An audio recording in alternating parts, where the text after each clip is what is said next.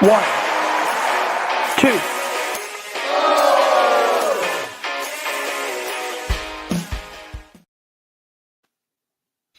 Hello, one and all, and welcome to a very special Christmas edition of The Kickout, the final word in professional wrestling. Merry Christmas to you all. I am the Wizard CZ, one of your co-hosts.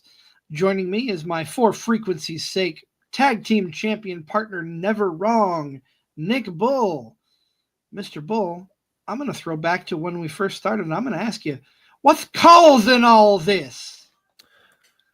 I don't know. I don't know what's causing all this.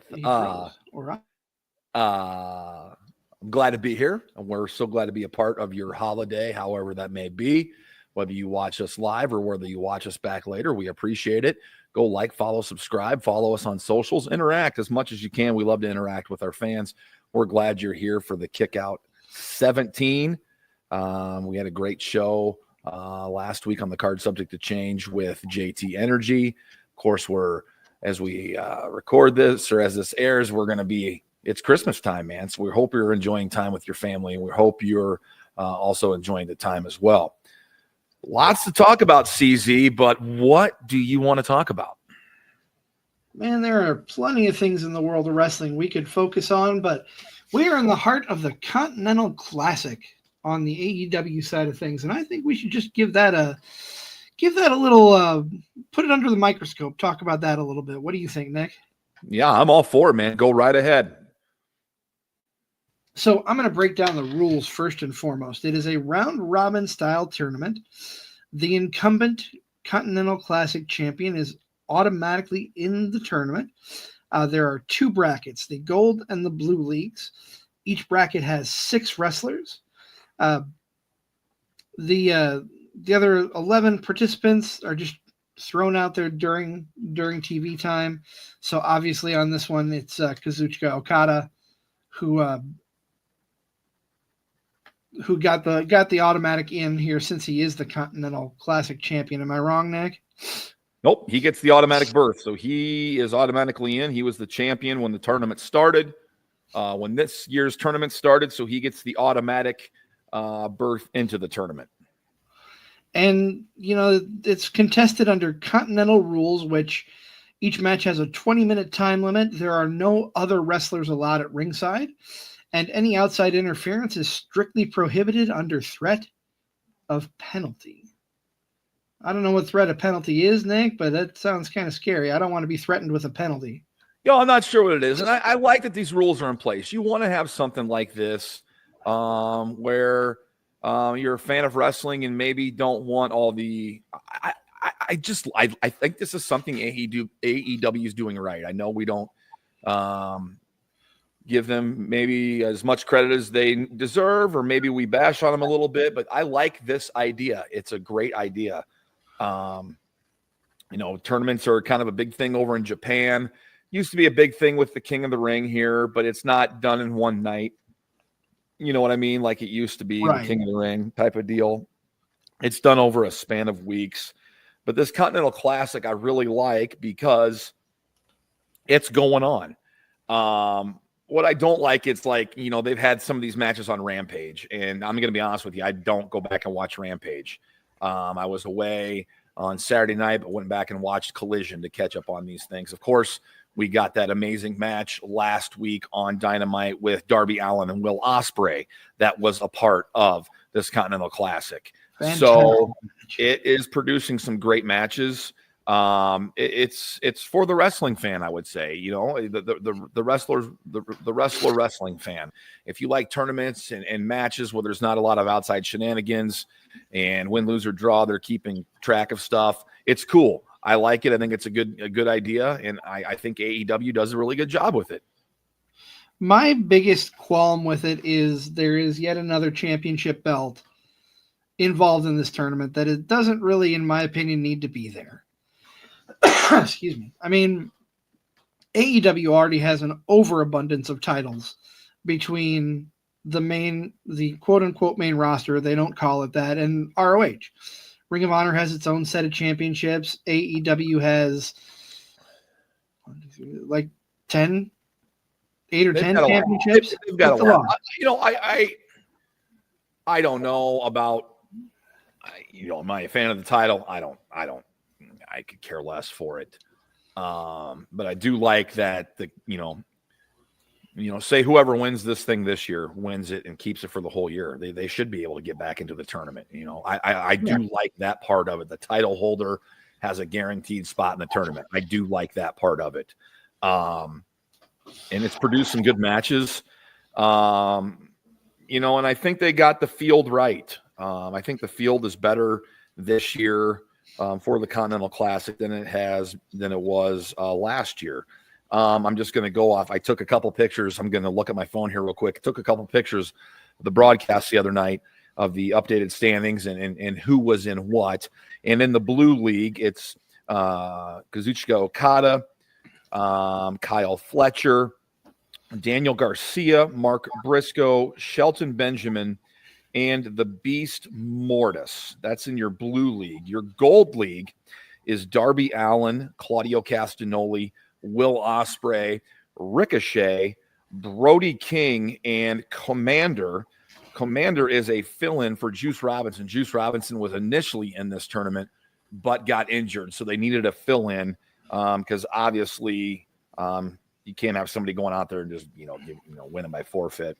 So they've done a really good job with this. Of course, as we record this, as this airs, this is middle of the week. This is Christmas, but the finals of this Continental Classic, of course, are at World's End, which is just around the corner here. So it all kind of coincides together. We kind of wanted to break down and talk to you this week on the Kick Out about the Continental Classic and the things and what we liked and didn't like about it. Yeah, and I'll be honest, I think the concept of the tournament is excellently done. You see all these tournaments where it's bracket style, where it's one and done. If you lose, you're out. This is a round robin style tournament through the two different leagues face off. The 6 men face off against each other in their own league. And then the winners meet in the finals. And I think that's a unique concept. You don't see a lot of round robin tournaments on this side of the world. Japan is known more for them than we are with the G1.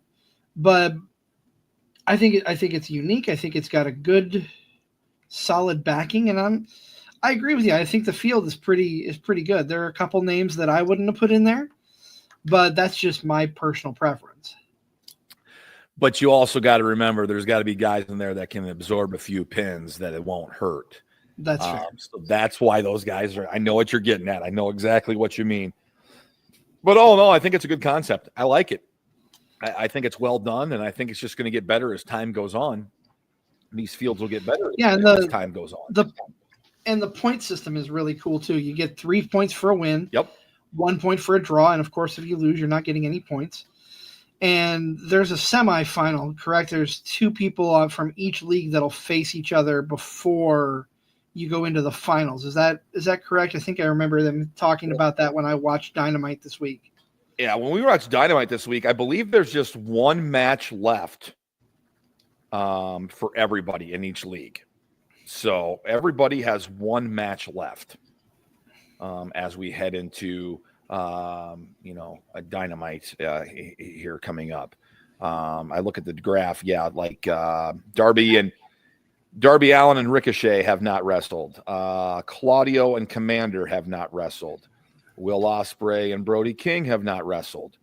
So there's that side. On the blue side, Okada and Shelton Benjamin have not wrestled yet. Kyle Fletcher and Daniel Garcia. And then we have Mark Briscoe is done. He is finished. He's wrestled his 5. The Beast Mortis is done. And he's wrestled his 5. He's got zeros across the board, does he? He's got zeros across the board. Shelton Benjamin has 6 points with 1 to wrestle. And Mark Briscoe's sitting at 9 points with 1, and he's finished. So he is tied atop the blue league with Kyle Fletcher right now. Of course, Kyle Fletcher has Daniel Garcia coming up. I wouldn't be surprised if we get a 2 or 3 three-way tie, and then we have maybe a triple threat match for the winner to go to World's End. But I like what they're doing here, so I'm going to give them credit and a little credence to it that I like what they're doing, and I've been following this, and it's a fresh concept on this side of the world, like you said, CZ. They do this all the time in Japan, mostly with the G1 Climax tournament. But I like this. I hope AEW continues to do this. Yeah, I think this is a nice yearly event that they can do. I still will always say that I wish they would do away with the title and just have the incumbent from last year qualify automatically. But I don't want to say the titles are a prop, but it feels like the lower titles in AEW don't mean much because there's so many. And that's the only reason why I don't want this to have a championship for it. But maybe you enjoy the fact that there's a championship belt that can be defended throughout the year. Tell us what your thoughts are. Leave a comment, like, subscribe, and share. Nick, who do you see going to the finals in this? I think the finals will be...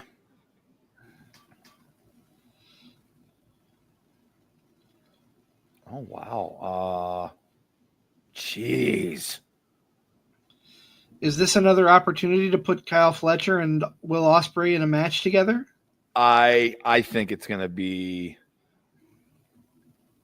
I mean, there's going to be a tie. There's going to be ties here, so it's hard to say. I'll go Ospreay, Kyle Fletcher again. All right, that's kind of what I'm thinking too. As long as anyone who can't cut a good promo isn't in there, that's all that matters to me. I'm not throwing don't count out a Darby Allin either. Maybe a Darby Allin. I would love if Darby got into the finals. Yeah, him and Ospreay had such a great match a week ago now. Ospreay's reeling here because he lost to Darby in that fantastic match, and then he lost to Ricochet as well. So Ospreay's reeling a little bit. He might not get there. So it's going to shake out. It's going to be great. I'm looking forward to seeing it. Also looking forward to, we're looking forward to what you get for Christmas. If it's wrestling related, go ahead and we'll throw something up on Facebook later this week.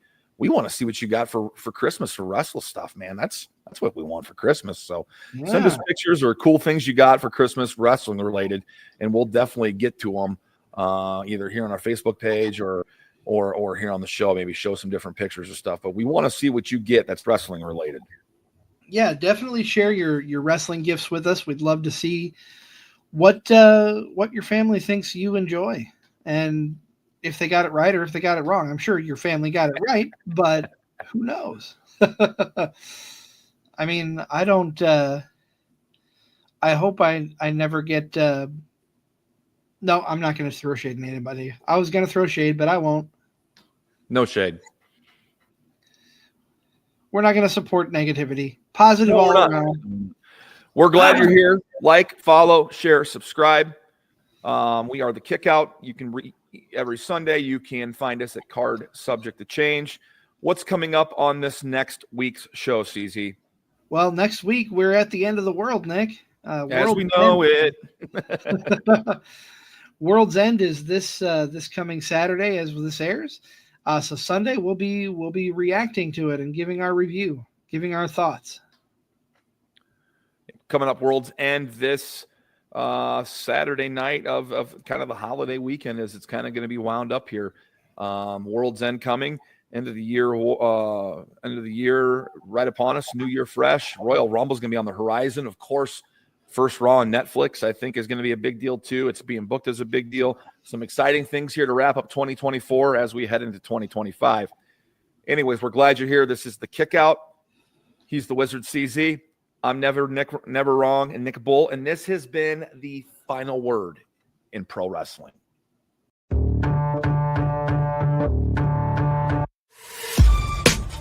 This has been a For Frequency's Sake Podcast Network production. For more great content, subscribe to For Frequency's Sake on YouTube, Facebook, and Twitter.